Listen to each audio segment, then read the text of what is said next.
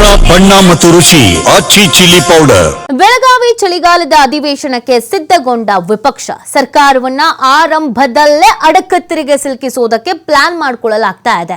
ಉತ್ತರ ಕರ್ನಾಟಕ ಭಾಗದ ಸಮಸ್ಯೆಗಳ ಚರ್ಚೆಗೆ ಸಿದ್ಧತೆಯನ್ನ ಮಾಡಿಕೊಳ್ತಾ ಇರೋದು, ಆ ಭಾಗದ ಸದಸ್ಯರಿಂದಲೇ ವಿಷಯ ಮಂಡನೆಗೆ ಸಕಲ ತಯಾರಿಯನ್ನ ಮಾಡಿಕೊಳ್ಳಲಾಗ್ತಾ ಇದೆ. ಈ ಮುಖಾಂತರವಾಗಿ ಸರ್ಕಾರದ ಮೇಲೆ ಒತ್ತಡವನ್ನ ಹೇರೋದಕ್ಕೆ ತಯಾರಿ ಮಾಡಿಕೊಳ್ತಾ ಇವೆ ವಿಪಕ್ಷಗಳು. ಪ್ರತಿ ಬಾರಿ ಈ ವಿಚಾರ ಸದನದ ಕೊನೆಗೆ ತೆಗೆದುಕೊಳ್ತಾ ಇದ್ದ ಸರ್ಕಾರ, ಅಂತಿಮವಾಗಿ ಯಾವುದೇ ಉತ್ತರ ನೀಡದೆ ತೆರಳ್ತಾ ಇದ್ದ ಸರ್ಕಾರ, ಆದ್ರೆ ಈ ಬಾರಿ ಆರಂಭದಲ್ಲೇನೆ ಈ ವಿಚಾರವನ್ನ ಪ್ರಸ್ತಾಪಿಸಬೇಕು ಅನ್ನುವಂತ ಪ್ಲಾನ್ ಅಲ್ಲಿ ಇದರ ಮುಖಾಂತರವಾಗಿ ಸರ್ಕಾರವನ್ನ ಅಡಕತ್ತರಿಗೆ ಸಿಲುಕಿಸಬೇಕು ಅನ್ನುವಂಥದ್ದು ವಿಪಕ್ಷಗಳ ಪ್ಲಾನ್ ಆಗಿದೆ.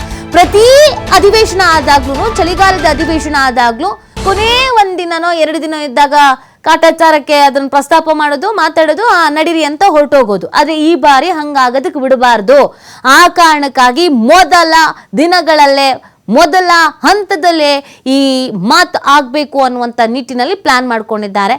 ಸರ್ಕಾರವನ್ನ ಪ್ರಾರಂಭಿಕ ಹಂತದಲ್ಲೇ ಅಡಕತ್ತರಿಗೆ ಸಿಲುಕಿಸೋಕೆ ಪ್ಲಾನ್ ಆಗಿರೋದು. ನೋಡಿ, ಚಳಿಗಾಲದ ಅಧಿವೇಶನವನ್ನ ಬೆಳಗಾವಿಯಲ್ಲಿ ಯಾಕೆ ಮಾಡ್ತಾರೆ ಹೇಳಿ? ಅದು ಬೆಳಗಾವಿಯಲ್ಲಿ ಮಾಡಬೇಕು ಅಂತ ಪ್ಲಾನ್ ಆಗಿದ್ ಯಾಕೆ ಹೇಳಿ?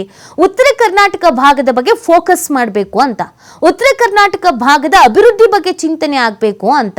ಆದ್ರೆ ಪ್ರತಿ ಬಾರಿಯೂ ಏನಾಗ್ತಿತ್ತು, ಮೇಲ್ನೋಟಕ್ಕೆ, ಹೆಸರಿಗೆ ಉತ್ತರ ಕರ್ನಾಟಕ ಫೋಕಸ್ ಮಾಡಿಕೊಂಡು ಚಳಿಗಾಲದ ಅಧಿವೇಶನ ನಡೆಯೋದು ಅಂತ ಅಂದ್ರೂ ಕೂಡ ಕೊನೇ ಒಂದಿನದಲ್ಲಿ ಒಂದ್ ಸ್ವಲ್ಪ ಜನ ಬಂದಿರ್ತಿದ್ರು, ಇನ್ನೊಂದ್ ಸ್ವಲ್ಪ ಜನ ಗೈರಾಗಿರ್ತಿದ್ರು, ಮತ್ತೊಂದಷ್ಟು ಜನ ಬೆಳಗಾವಿವರೆಗೂ ಹೋಗಿದ್ದೀವಿ, ಟ್ರಿಪ್ ಹೋಗೋಣ ಅಂತ ಹೊಂಟೋಗಿರೋರು, ಏನು ಚರ್ಚೆಗಳಾಗ್ತಾ ಇರಲಿಲ್ಲ. ಆದ್ರೆ ಈ ಬಾರಿ ಆತರ ಆಗ್ಬಾರ್ದು, ಮೊದಲೇ ಮಾತಾಡಬೇಕು ಅಂತ ಪ್ಲಾನ್ ಮಾಡ್ಕೊಂಡಿದ್ದಾರೆ.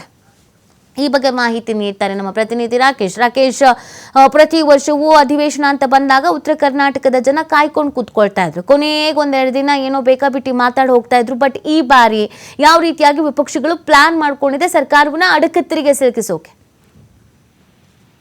ನೀತಿ, ಬೆಳಗಾವಿ ಚಳಿಗಾಲದ ಅಧಿವೇಶನದ ಅವಧಿಯಲ್ಲಿ ಉತ್ತರ ಕರ್ನಾಟಕ ಭಾಗದ ಸಮಸ್ಯೆಗಳು ಮತ್ತು ಜ್ವಲಂತ ವಿಚಾರಗಳಿಗೆ ಸರ್ಕಾರದಿಂದ ತಾರ್ಕಿಕ ಪರಿಹಾರವನ್ನ ಕೊಡಿಸಬೇಕು ಅನ್ನುವಂತ ನಿಟ್ಟಿನಲ್ಲಿ ಅದಕ್ಕೆ ಅಗತ್ಯವಾದ ತಯಾರಿಯನ್ನ ವಿಪಕ್ಷ ಬಿಜೆಪಿ ಮಾಡಿಕೊಳ್ತಾ ಇದೆ.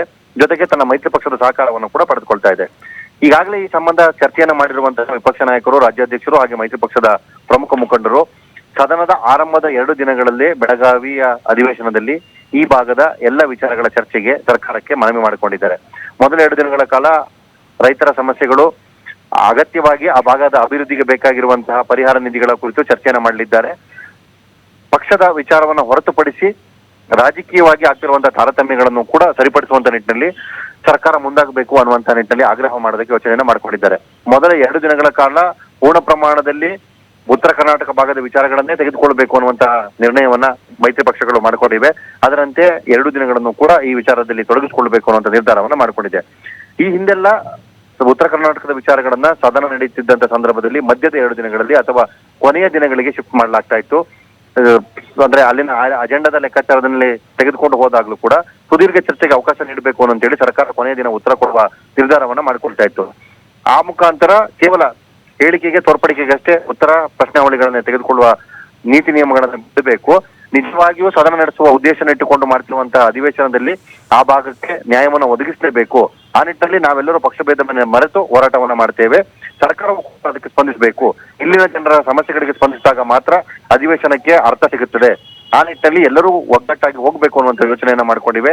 ಸರ್ಕಾರಕ್ಕೆ ಅಗತ್ಯವಾದಂತಹ ಪ್ರಶ್ನಾವಳಿಗಳನ್ನಿಟ್ಟು, ಸಮಸ್ಯೆಗಳನ್ನ ಮುಂದಿಟ್ಟು ಅದಕ್ಕೆ ಉತ್ತರವನ್ನು ಕಂಡುಕೊಳ್ಳುವುದನ್ನ ನಾವು ಮಾಡ್ತೇವೆ ಅನ್ನುವಂತಹ ವಿಚಾರವನ್ನ ಬಿಜೆಪಿ ನಾಯಕರು ತಿಳ್ಕೊಂಡಿದ್ದಾರೆ. ಜೊತೆಗೆ ರೈತಪರ ಹೋರಾಟಕ್ಕಾಗಿ ನವೆಂಬರ್ 9ರಂದು ಬೃಹತ್ ರೈತ ರ್ಯಾಲಿಯನ್ನ ಆಯೋಜನೆಯನ್ನ ಕೂಡ ಬಿಜೆಪಿ ಮಾಡಿಕೊಂಡಿದೆ. ಅವತ್ತು ಸುವರ್ಣಸೌಧಕ್ಕೆ ಮುತ್ತಿಗೆ ಹಾಕಿ ರೈತರ ಅಗತ್ಯವಿರುವಂತಹ ಎಲ್ಲ ವಿಚಾರಗಳನ್ನ, ಬೇಡಿಕೆಗಳನ್ನ ಈಡೇರಿಸುವಂತೆ ಸರ್ಕಾರಕ್ಕೆ ಒತ್ತಾಯ ಮಾಡುವಂತ ಯೋಚನೆಯನ್ನು ಕೂಡ ಪಕ್ಷಗಳು ಮಾಡಿಕೊಂಡು ಅಧಿಕೃತ ಘೋಷಣೆಯನ್ನ ಮಾಡಿ ಹೋರಾಟಕ್ಕೆ ಸಿದ್ಧವಾಗ್ತಾ ಇದೆ. ನೀತಿ, ಫೈನ್, ಥ್ಯಾಂಕ್ ಯು ರಾಕೇಶ್ ತಮ್ಮೆಲ್ಲ ಡೀಟೇಲ್ಸ್ಗಾಗಿ.